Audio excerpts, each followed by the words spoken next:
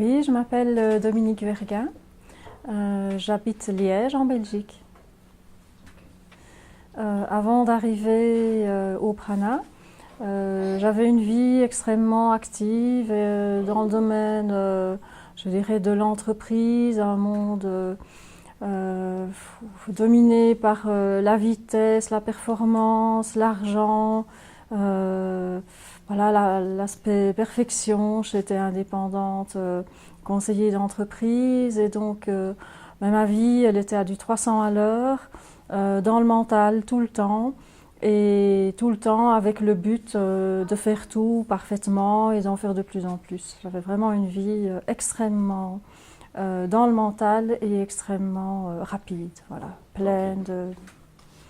Ah, et évidemment, ce mode de vie a eu un impact sur ma santé, puisque étant tout le temps à une vie à du 300 à l'heure, dans le stress, et mon passé aussi a fait que j'ai commencé à avoir des problèmes de santé. Le stress en permanence que le corps absorbe finit par avoir des effets délétères sur le corps.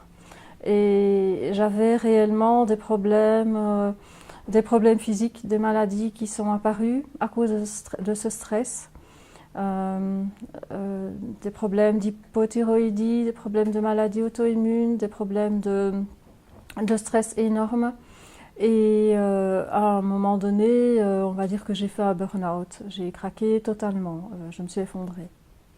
Non, c'était des problèmes... Enfin, c'était latent pendant beaucoup d'années, ça a été croissant pendant beaucoup d'années, et puis à un moment donné, mon corps n'en a plus voulu du tout. Et alors là, je me suis effondrée totalement. Oui, je suis maman, j'ai 2 enfants. Ils ont aujourd'hui 16 et 19 ans. Ce sont des garçons. Ah, avant et après le prana, comment est-ce que ma relation avec eux a évolué?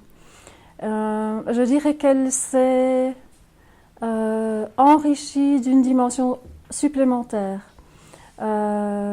Plus d'écoute, plus de sensations.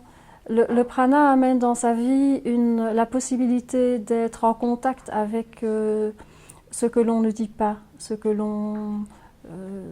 beaucoup plus de sensitivité par rapport à ce que l'autre vit. Et moi-même, étant débarrassée de beaucoup de choses du mental, de mon passé, j'ai été beaucoup plus à l'écoute d'eux, parce qu'avant, dans ma vie à 300 à l'heure, par moment, j'étais pas très disponible. Et puis après, je me suis rendu compte, après le prana, que ce qui nous nourrit, et ce qui nourrit l'être humain, et l'essentiel dans la vie, c'est les rapports humains. C'est de ça que je me nourris. Et donc, ils étaient déjà importants pour moi, mais ils sont encore passés plus au premier plan, dans le sens où je me suis rendu compte que je faisais parfois passer ma vie professionnelle avant ma vie familiale. Et là, j'ai vraiment eu des prises de conscience que c'était essentiel.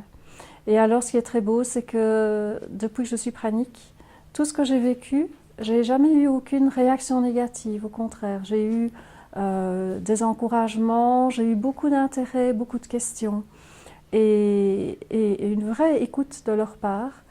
Et maintenant, ils sont en train eux aussi de suivre ce chemin-là. Mes enfants, bien sûr, ils ont observé le changement parce que je t'ai raconté que j'avais eu des gros problèmes de santé. Donc j'étais vraiment très mal. Et depuis que j'ai suivi ce chemin-là qui m'a menée au prana, de mois en mois et d'année en année, j'ai été beaucoup mieux. Donc ils n'ont pas été du tout inquiétés par le fait que voilà, j'arrête de manger. Pour eux, ils me voyaient être mieux. Réellement, les médecins ont même dit que mon évolution était, en parenthèse, miraculeuse, parce que ça défiait toutes les lois de la médecine, toutes les croyances du corps médical sur la capacité du corps à récupérer. Et donc, eux, spontanément, ils me voyaient être mieux, donc ils étaient aux anges. La seule chose qui leur a fait peur, c'est quand j'ai passé 5 jours sans boire. Là, ils étaient vraiment terrorisés. Parce que, comme les croyances qu'on a, après 3 jours sans eau, on meurt. Et donc, ils étaient fort inquiets. Et ils m'ont vraiment dit, maman, il faut absolument que tu recommences à manger parce que nous, on n'en peut plus d'avoir peur. Et donc, voilà, pour eux, à boire, hein, pardon. Et pour eux, j'ai recommencé à boire. Bon, j'ai pas su, et j'ai pas été capable de boire un verre d'eau, hein. J'ai bu une gorgée, mais je leur ai dit, ok, j'arrête, je me remets à boire pour ne pas vous inquiéter. Mais c'était vraiment par respect pour eux, par rapport à leur peur. Ils m'ont connue dans une situation très très très difficile et je ne voulais pas réactiver les peurs qu'ils avaient eues quelques années avant. Ah, l'éducation. Le terme de l'éducation, il a très très fortement évolué depuis que je suis pranique. Parce que je me suis rendu compte que dans notre système de croyance, on croit beaucoup de choses qui sont bien pour les autres. Et on n'arrête pas en tant que parent à vouloir, à croire que l'on sait ce qui est bien pour eux, à leur donner des conseils, à faire des plans, à leur dire si tu ne fais pas ça, alors. Et je me suis vraiment, et aussi en tant que parent, on essaye au fond de notre cœur en croyant bien faire, mais on pose souvent des actes et on dit souvent des choses pour éviter à nos enfants de vivre des expériences, en parenthèse, négatives. Alors, une fois que je suis un être pranique, enfin moi en tout cas, maintenant je sais que on vient sur Terre pour réaliser quelque chose et que les expériences, elles arrivent à nous pour nous permettre de dépasser certaines choses et d'atteindre certains niveaux de conscience. Et je me suis vraiment dit que, avant ça, j'étais tombée dans le piège de vouloir les protéger, de vouloir leur éviter de vivre des expériences négatives, de les protéger de tous les moyens. Et donc mon rapport à l'éducation maintenant, il est vraiment le fait de je laisse faire. Il y a une expérience qu'ils doivent vivre, ils la vivent. On peut en parler, dire attention, fais gaffe à ça, sois attentif, mais c'est leur vie, c'est leur expérience. Et ils font leur expérience et c'est ça qui va les aider à grandir. Les empêcher, tout faire pour enlever les choses négatives de leur vie, ça c'est fini. C'est vraiment un rapport totalement libre. Et ça ne commence pas seulement quand on est chez soi, quand on travaille, quand on est dans son appartement. Déjà quand on est déjà jeune, on peut soi-même avoir la conscience de ce que l'on fait, devenir responsable. Ça c'est le plus important, la responsabilité dans sa vie et la liberté. Mes enfants, ils ont 16 ans et 19 ans. Mes enfants, tout ce que je vis, donc moi je suis maître Reiki, ils m'ont dit les premières personnes que tu vas former, ce sera nous. Donc dès le démarrage, je les ai formés au Reiki, donc autour d'eux, à leurs amis. Ils en ont non seulement parlé, mais maintenant il y a des copains, eux, qui viennent à la maison pour recevoir des soins. Après le prana, ils en parlent librement. Et je trouve ça incroyable, justement, la liberté qu'ils se prennent à pouvoir parler de tout ça sans tabou, sans crainte. Ils voient tellement, avec moi comme expérience, que ça transforme radicalement et la vie, la santé, et tout l'être humain plein de peur, de restrictions, en quelqu'un de libre, qui est léger et qui fait exactement ce qu'il veut à chaque instant.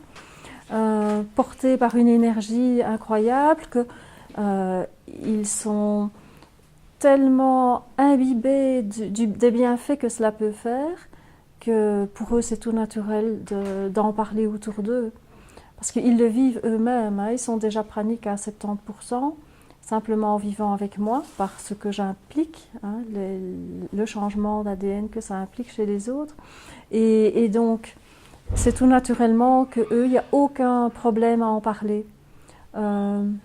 Et c'est étonnant de voir à quel point leurs amis sont intéressés. Il y a des gens qui viennent à la maison, des copains de mes enfants, et qui veulent m'en parler, qui veulent que je leur explique un peu plus. Et vraiment une ouverture chez les jeunes que je trouve incroyable. Ça, pour moi, c'est le plus grand plaisir, c'est de me dire que ça m'est peut-être arrivé pour que ça leur ouvre à eux la porte à l'âge qu'ils ont et qu'ils puissent faire toute leur vie avec ça. Et pas attendre l'âge que j'ai moi pour que leur vie soit transformée. Les professeurs à l'école, est-ce qu'ils m'ont fait des remarques? Oui, parce que j'ai eu une réunion avec la titulaire du plus jeune qui a 16 ans et elle me dit, mais c'est incroyable, votre fils, à quel point il est hors norme, quoi. Il est tout le temps avec son esprit critique, il est tout le temps en train de démonter le système, en train de mettre le doigt sur la faille, en train de presque être en décrochage scolaire à cause du fait qu'il est plus du tout d'accord avec le système. Et Robin, il s'appelle Robin, le plus jeune, il a pris totalement conscience que lui, il peut plus supporter d'aller à l'école. C'est un système fermé qui abétit le cerveau, qui rend formaté. Et à la maison, tout ce qu'on vit, tout ce que l'on fait, c'est déformaté, c'est cassé, c'est déstructuré. C'est aller vers le nouveau monde. On en parle tout le temps. Toutes nos conversations sont orientées vers ça. Et donc, il a décidé d'ailleurs d'arrêter l'école l'année prochaine et de faire, en Belgique, il y a un système qui s'appelle le jury central, qui permet de rester à la maison, d'étudier par soi-même et de proposer un examen à un jury extérieur et donc de ne plus aller à l'école. Donc c'est assez extrémiste comme décision, mais il a décidé ça. Donc la question était, si maintenant je retournais en arrière, à l'époque où j'étais enceinte, comment est-ce que je vivrais ce moment merveilleux où j'étais enceinte et où ils étaient en train de grandir et de naître? Eh bien, c'est une question à laquelle j'ai difficile de répondre. Mais je me rends compte avec cette question que c'est au moment où j'ai été enceinte que j'ai commencé à me connecter à quelque chose d'autre en moi, quelque chose qui me dépassait, à quelque chose qui était beaucoup plus subtil et à des forces qui étaient là en puissance, que je sentais, mais que je ne savais pas mettre de mots dessus. Un exemple par rapport à ça, c'est que j'ai toujours eu l'impression que mes enfants, ce n'est pas moi qui leur ai donné un nom. J'ai eu pour les deux, aussi bien pour le premier Raphaël que pour le deuxième Robin, l'impression que leur nom était venu à moi un matin en m'éveillant et que la nuit, j'avais été imbibée de ce prénom, que le prénom était vraiment tombé sur moi, qu'il venait de là, du ventre. Et donc j'ai eu vraiment la sensation pour les deux, et d'ailleurs il y a un seul prénom qui était venu pour chacun, et je n'avais pas voulu faire de test pour savoir si c'était un garçon ou une fille. Pour moi c'était un être humain qui allait naître, et que ce soit un garçon ou une fille, c'était parfait. Donc je ne savais pas si c'était un garçon ou une fille. Et les deux fois, les prénoms qui sont venus, c'était des prénoms masculins. Et donc, bon, déjà ça m'avait un peu étonnée, parce que c'est pas comme ça d'habitude qu'on choisit les prénoms, hein. Ce sont des grosses discussions entre le mari, la femme et toutes les familles. Donc, voilà, c'est un sujet de négociation. Et là, hop, c'était sorti de moi, naturellement. Et ça m'a été confirmé il n'y a pas longtemps, parce que, en fait, j'ai appris une nouvelle manière de faire des tests par rapport à des demandes. Et j'ai demandé de faire l'expérience à mes enfants, de savoir si leur prénom, c'était eux qui l'avaient choisi ou si c'était moi. Et la réponse qui est sortie pour les deux, c'est que c'était eux qui l'avaient choisi. Et ça m'a fait plaisir, parce que je me suis dit que cette intuition qui était là, bien, elle était bonne. Et que c'était pas mon mental qui avait inventé ça le matin, parce que mon mari m'a dit, oui mais attends, tu me dis que ça vient de là, ton ventre, là, le prénom, mais bon, ça paraissait un petit peu difficile à comprendre. Mais moi, je savais que c'était vrai. Et alors, ben voilà, ça m'a fait plaisir, il y a 2-3 semaines, d'avoir confirmation par ce test que c'était eux qui avaient choisi leur prénom. Oui. Et alors, ben, pour le reste, je ne sais pas si j'aurais vécu différemment, parce que moi, pendant ma grossesse, j'étais vraiment reliée à eux dans un sentiment d'amour absolu.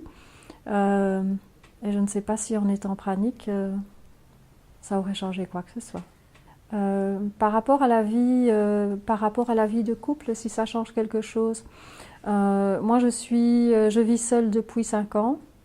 Et donc, je vis pas en couple, je vis seule.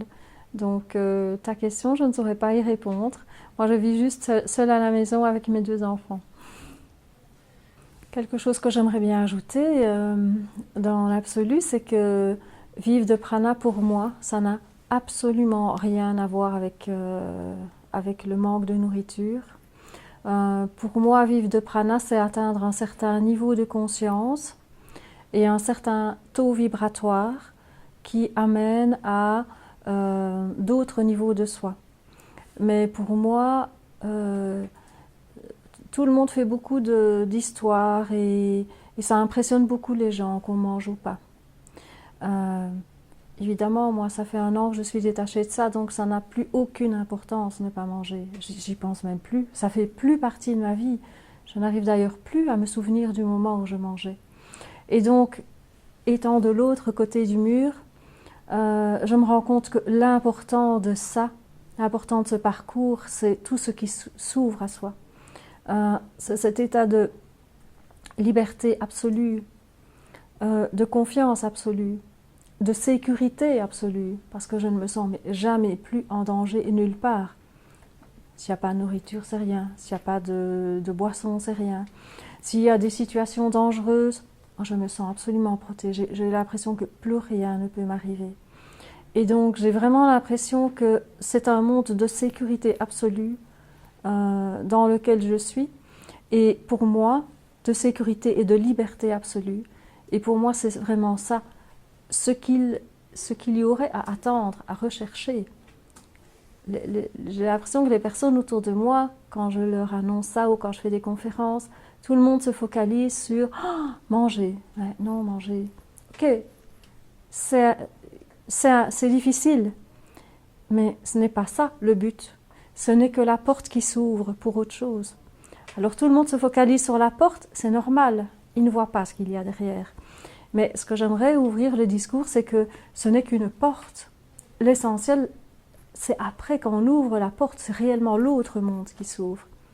Et là, c'est la connexion en étant en vibration très haute à l'univers et au fait qu'on est en permanence dans l'abondance, en permanence dans le plus d'efforts du tout.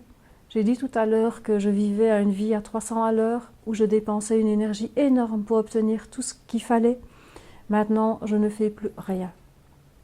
Je demande, dans mon cœur, hein, et pas des caprices, des choses, même pas pour moi en général, pour les autres. Moi, j'ai plus de besoin pour les autres. Et je n'ai qu'à formuler une demande en méditation, en conscience, et absolument tout l'univers me fait arriver les bonnes personnes, les bonnes occasions, les bons rendez-vous, les bonnes synchronicités.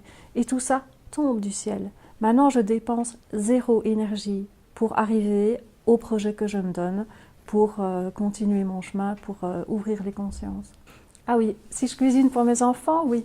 Et d'ailleurs, c'est un très très grand plaisir de cuisiner. J'adore, j'ai toujours adoré cuisiner toute ma vie. Et maintenant, ça ne s'est pas arrêté. J'adore toujours cuisiner. Mais enfin, le mot cuisiner est devenu un petit peu réduit parce qu'ils sont crudivores actuellement. Mais c'est un plaisir de toucher ces légumes, de voir leurs couleurs, de découper tout ça, de voir les senteurs, les plats colorés. Et je me nourris, littéralement, c'est une nourriture pour moi, de voir les couleurs, parce que les couleurs, c'est des vibrations, c'est des ondes. Et donc je me nourris de ces ondes, ça touche mes corps subtils et ça me nourrit. Ces odeurs.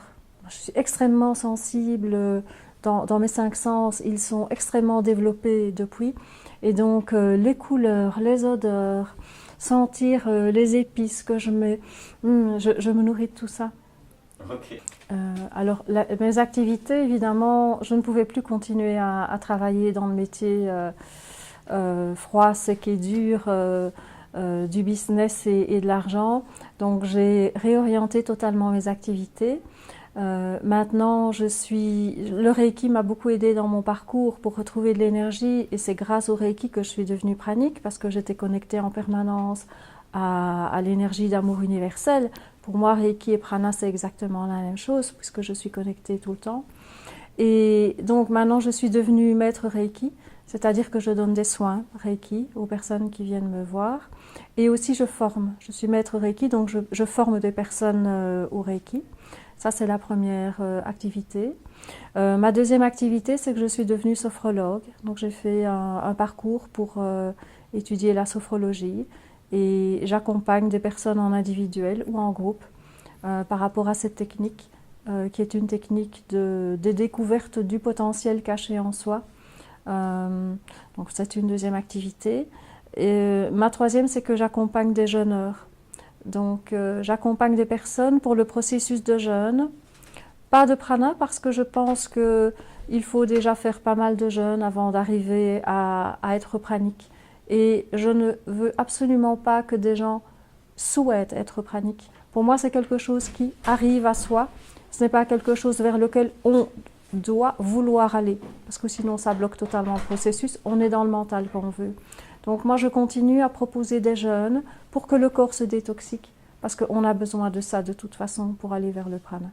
Donc ma troisième activité, c'est l'accompagnement de jeunes. Et la quatrième, c'est l'accompagnement de personnes qui sont en transition alimentaire et qui veulent changer de mode d'alimentation, mais pas pour dans le but de perdre du poids. Ceux qui me disent moi je veux maigrir, je ne veux pas les accompagner.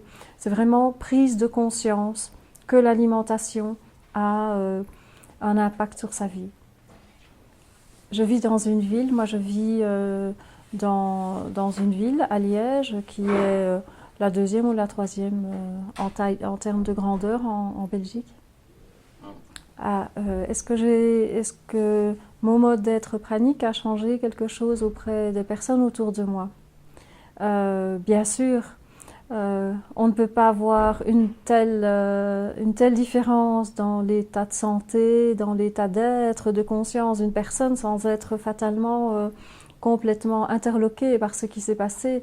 Donc la première chose, c'est que les personnes m'ont beaucoup posé des questions. Et là, il y a vraiment je me suis rendu compte qu'il y a des personnes qui sont prêtes à entendre un message. Et celles-là, tout de suite, posent des questions, s'intéressent, demandent comment, ah et moi, comment je peux faire, comment je ferais bien ce chemin-là. Et puis, il y a l'autre catégorie de personnes où, dans leur état de conscience actuel, c'est pas possible. Et ces personnes-là, elles ont disparu de ma vie. Et les autres, elles ont évolué. Et maintenant, j'attire à moi que des personnes qui sont dans un état de conscience, d'éveil des consciences, d'évolution. Et toutes mes activités sont vraiment dédiées à ça, mais même dans mon entourage, il y a des personnes qui ont fait ce chemin d'évolution avec moi.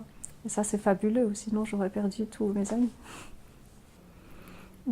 Question par rapport au futur, je dirais que maintenant, je vis essentiellement, à chaque instant, dans le ici et maintenant. Donc c'est ça qui me permet de rester connectée à moi et à la réalité de la vie. Cependant, il faut évidemment pouvoir se projeter, mais c'est assez difficile pour moi. Mais je le fais quand même parce que j'ai des projets à très long terme, par rapport à toutes ces nouvelles données de la vie, le pranisme, est-ce que le fait d'être pranique fait que des autres mouvements qui pouvaient paraître extrêmes auparavant le paraissent moins? Je dirais que oui, parce que là réellement, j'ai l'impression que vivre sans manger et sans boire, pour beaucoup, c'est vraiment quelque chose d'inimaginable. Et donc que d'autres préoccupations qui pouvaient être importantes ou paraître extrêmes avant paraissent tout à fait réalistes, réalisables et bien moins dérangeantes que le fait de vivre sans manger et sans boire. Donc dans ce sens-là, effectivement, on se rend compte que, ben oui, ça c'est encore facile d'y arriver. C'est faisable, c'est à ma portée. C'est seulement une question de volonté et de bonne volonté. Mais le fait d'être pranique, effectivement, repousse très très loin la notion du possible et du non possible. Donc c'est comme s'il y avait une réharmonisation, c'est comme si on avait mis l'échelle tellement plus haut que ce qui paraissait être au maximum de l'impossible devenait tout à fait accessible. Et peut-être que ça, c'est aussi un des buts, parce que c'est une évolution qu'on n'a pas cherchée, qui est là, que l'on vit, qui s'installe, et c'est peut-être pour rendre accessibles certaines choses auxquelles on avait difficile d'arriver avant. Ça va aider certaines personnes à aller plus vite vers les premiers pas, en fait, les premières étapes. Oui. Qu'est-ce que c'est la vie pour moi? Pour moi, la vie actuellement, c'est les rapports entre moi et les humains, entre moi et la nature. Donc c'est ça pour moi la vraie vie.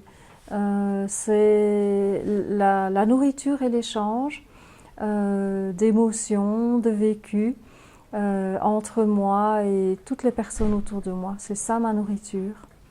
Entre moi et les plantes, entre moi et les animaux, moi et le vivant, même les minéraux, j'ai des contacts avec les minéraux.